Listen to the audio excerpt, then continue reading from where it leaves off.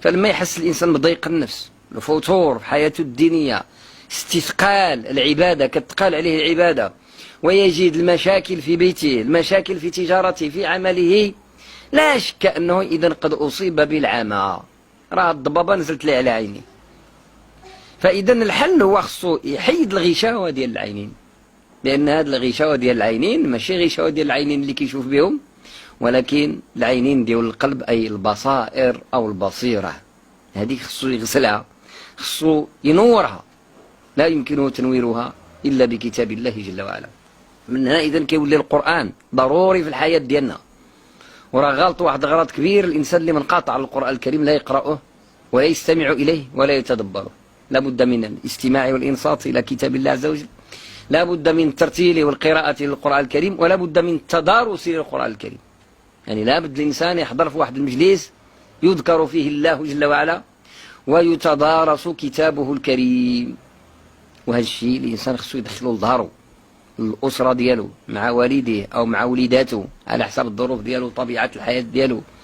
يجلس المرأة ديالو والأبناء ديالو والأطفال ديالو ويقرأوا القرآن مجموعين، يقرأ واحد منهم ويستمع الآخر، ويقرأ الآخر ويستمع الآخر، يجلسون إلى كتاب الله يقرؤون ويتدارسون. ما اجتمع قوم في بيت من بيوت الله يتلون كتاب الله ويتدارسونه فيما بينهم إلا غشيتهم الرحمة ونزلت عليهم السكينة وحفتهم الملائكة وذكرهم الله في من عنده إلى آخر الحديث كما ذكر.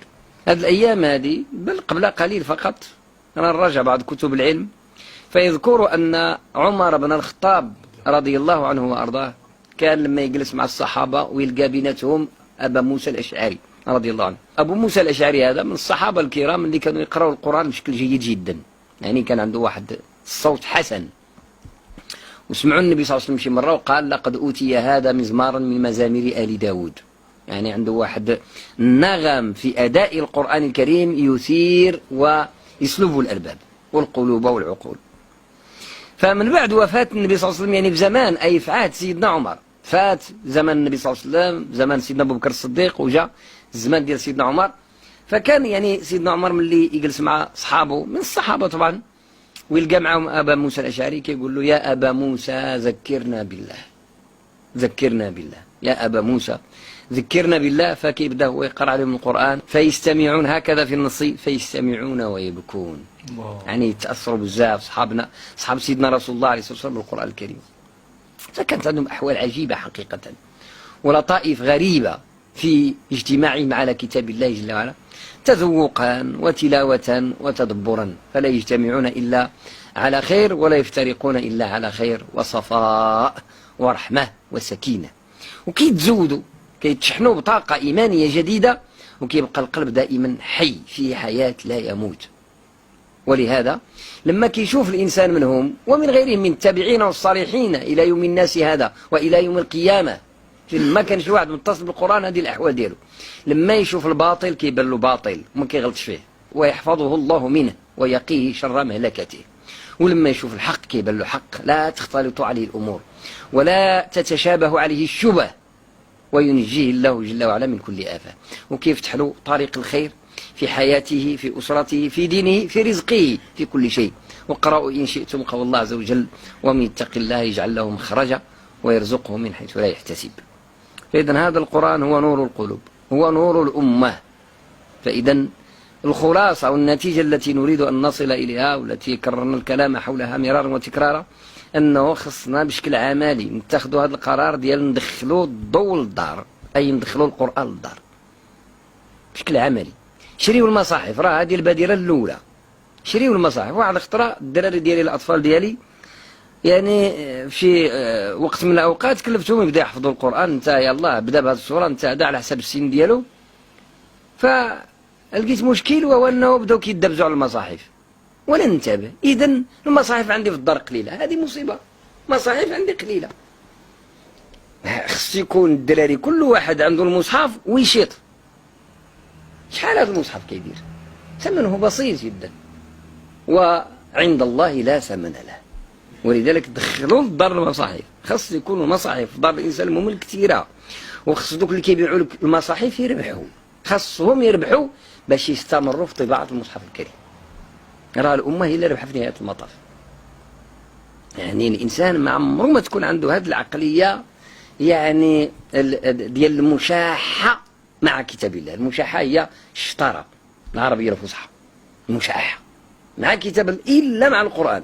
ما خصكش نهائيا دير هذه العقلية ولا تخدم بها، بل يتغالى في ثمنه كما كان يتغالى في الأضاحي.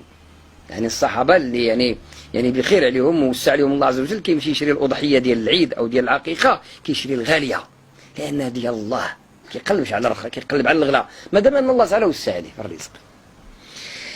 فهذا على الأقل كيخليك تذكر واحد الوثيقة اللي هي كتاب رب العالمين، كتلقاه فين ما دخلت للصالون ديالك كتلقى عدد، دخلت لبيت النعاس ديالك كتلقى عدد، فين ما دخلت كتلقاه قدامك.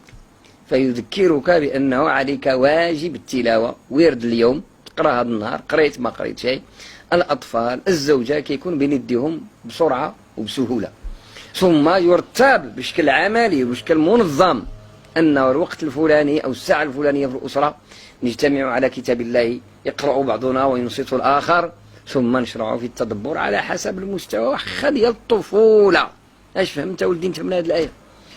وتعطيه يعني واحد الحرية وواحد القدرة، وتعلم واحد النوع ديال الشجاعة الإيمانية أو العلمية باش يتعلم حتى هو يقول داك الشيء اللي فهم وشنو تأثر، وبعد ذلك توضح له إن أخطأ ولم يصب الطريق وتلقنه الخير والبركة. فالدار اللي تختم فيها القرآن بهذا الشكل هذا عمر الشيطان ما يضر بها بإذن الله عز وجل، ما عمره ما يضر بها. فلا تكون فيها منازعات ولا مشاكل ولا صراعات، لأن الذي يحدث ذلك كله إنما هو إبليس، وإبليس ما ساكنش هنا، ساكنش، لأنه إبليس ما يمكنلوش يسكن في وسط المكان الذي يحرق أوصاله ويضيق عليه الأنفاس. ما يصبرش هو لهذا الشيء هذا، إن كيد الشيطان كان ضعيفا واليوم غدا هذا، فيفر من هذا المكان يعني فرارا، يعني كما ذكر في الحديث النبوي الشريف حينما يسمع الأذان يفر يمشي وله ضرات كما قال النبي عليه الصلاة والسلام، لا يبقى له أثر. ثم بعد ذلك تصفو الحياة للأسرة. إذن مجلس من مجالس القرآن عنده شكل أسري خصو يكون ديال الأسرة ديال الدار، وواحد آخر ديال الأصحاب كمثل هذا المجلس، إما أصحاب مهنة معينة أو أصحاب حومة معينة أو أصحاب يعني منطقة في التجارة معينة أو اختصاص معين، يجتمعون كما يجتمعون لأشياء أخرى من المباحات، وفي بعض الأحيان من المكروهات أو غير ذلك والعياذ بالله. كما نجتمع بعض الأحيان غير كنجلسوا جالسين نشربوا حتى ونتذكروا يعني في الكلام المباح. فمن باب أولى وأحرى أن نجتمع لنجلس إلى كتاب الله عز وجل لنتدبره ونتبعوا القرآن الكريم من البداية ديالو حتى النهاية، من سورة الفاتحة إلى سورة الناس. راه العيد الكبير ونهار المسعود هو لما نوصلوا الخاتمة ديال القرآن الكريم، ونقول والله كانت لنا مجالس جلسنا فيها إلى كتاب الله نستمع وننصت ونقرأ ونرتل ونتدبر، ففتح الله علينا بإتمام هذا الكتاب، يعني قراءة وتدبرا وترتيلا، شيء عظيم. أنا إذن سيكسبك الله ويهبك من المعارف الربانية والمنازل الإيمانية ما لا قبل لك به، وتكون أنا إذن من المنصرين. أقول قولي هذا وأستغفر الله لي ولكم، وصلى الله على سيدنا محمد.